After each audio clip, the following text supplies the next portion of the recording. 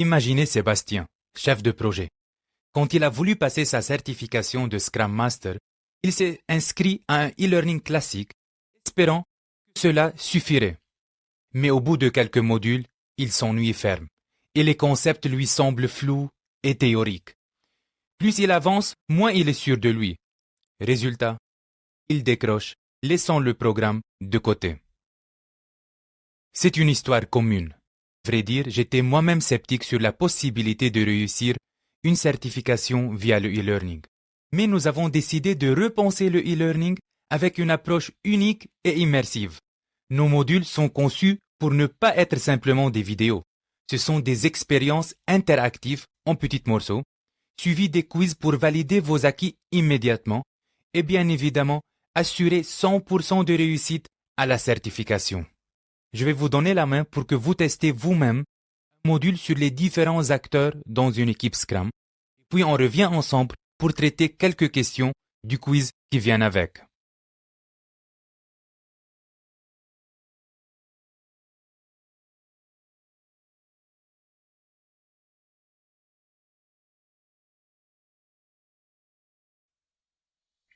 Notre plus grand challenge dans ce cours, c'est le framework Scrum.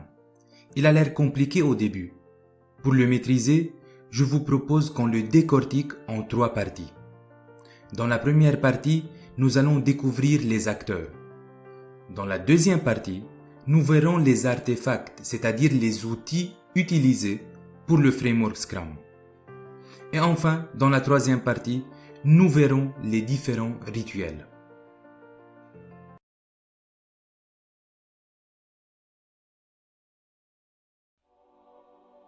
Commençons avec les acteurs. Combien d'acteurs existent dans Scrum? Prenez quelques secondes pour y réfléchir.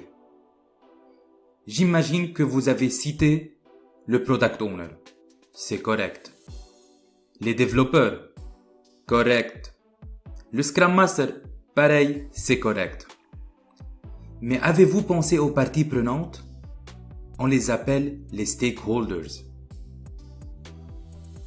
So guys, il existe 2 grandes entités. La Scrum Team, qui contient le PO, les devs, les développeurs et le Scrum Master. Et la deuxième grande entité, c'est les stakeholders.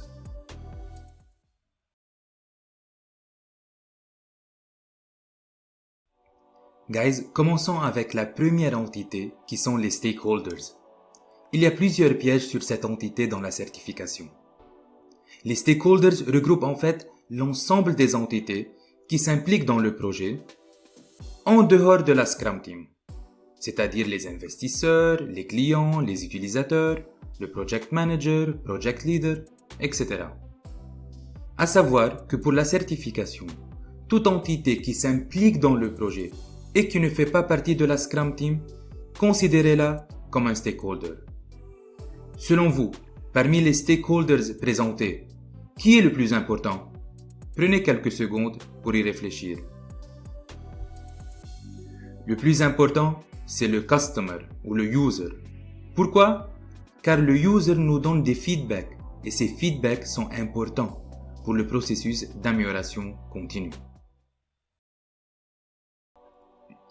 Maintenant, décortiquons la deuxième entité, la Scrum Team, qui contient le PO, les développeurs et le Scrum Master. Commençons par le premier acteur, le Product Owner. Selon vous, quel est le rôle du PO? Prenez quelques secondes pour y réfléchir. Premièrement, le Product Owner est chargé de récupérer et de collecter les besoins des stakeholders et les transformer en items. Ces items représentent les besoins des stakeholders rédigés d'une façon claire et concise, adaptée au langage des développeurs. Et par la suite, le PO va prioriser ces items. Deuxièmement, le PO est aussi appelé Value Maximizer ou Value Optimizer, une valeur traduite par la priorisation des items. Pensez-vous que le fait de multiplier le nombre de PO sur un même produit va augmenter la valeur du produit en question? Prenez quelques secondes pour y réfléchir.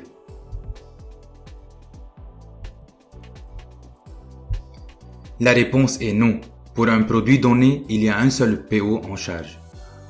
On ne peut pas avoir plusieurs PO pour le même produit. Pourquoi? Car qui dit plusieurs PO dit plusieurs visions. Cela compliquera le travail des développeurs et l'interaction avec les stakeholders. Ils ne sauront pas vers qui se référencer. D'après vous, le PO doit-il être à 100% à la disposition des développeurs? Prenez quelques secondes pour y réfléchir. La réponse est non. Le PO doit être suffisamment présent et non pas à 100%. Pourquoi? Car le PO doit consacrer du temps aux stakeholders pour collecter et affiner leurs besoins afin de les transformer en items et les mettre à la disposition des développeurs. Le PO n'est pas un babysitter ou un dev-sitter. Une autre question, est-ce que le PO peut déléguer ses activités? Prenez quelques secondes pour y réfléchir. La réponse est oui. Le PO peut déléguer ses activités, mais il en reste toujours responsable. Notez bien qu'on ne délègue que les activités pour lesquelles nous sommes 100% responsables. Passons au deuxième acteur, les développeurs, ou anciennement appelés dans le Scrum Guide des Development Team. Donc développeurs et Development Team se réfèrent à la même chose. Guys, le terme développeur se réfère-t-il uniquement aux geeks comme moi, qui codent 24 heures sur 24 derrière leur ordinateur? Bien sûr que non. Dans le cadre de la certification, un développeur ne se réfère pas automatiquement à un codeur. Rappelez-vous que le framework Scrum peut être utilisé dans différents contextes, et pas uniquement dans l'informatique. Par exemple, si notre produit est du pain, le boulanger serait donc notre développeur. Les développeurs se chargent de sélectionner un ou plusieurs items et de les découper en tâches. Pour chacune de ces tâches, les devs se concertent pour estimer la charge de travail nécessaire pour sa réalisation. Guys, les devs ont deux caractéristiques super intéressantes.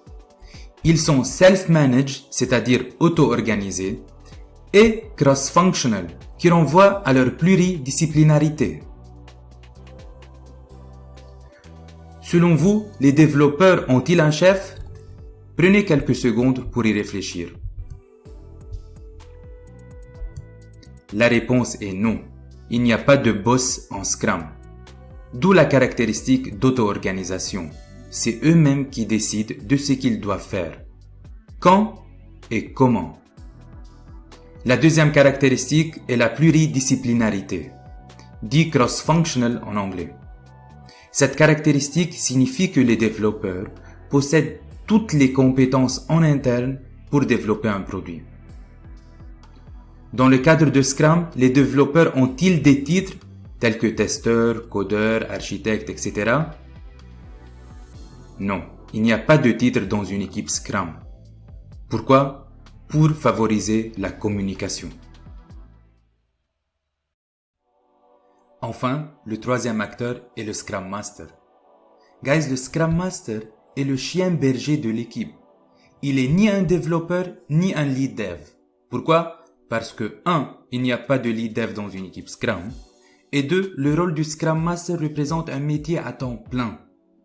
Ne tombez pas dans le piège lorsqu'on vous dit que le Scrum Master distribue les tâches aux développeurs. Rappelez-vous que les devs sont auto-organisés. Le Scrum Master est responsable de la mise en œuvre des valeurs et des pratiques Scrum.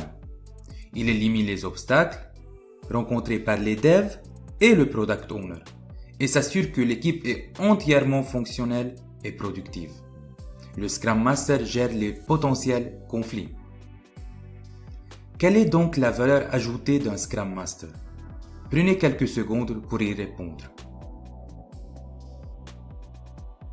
Le Scrum Master maximise l'efficacité de l'équipe, appelé Efficiency Maximizer en anglais.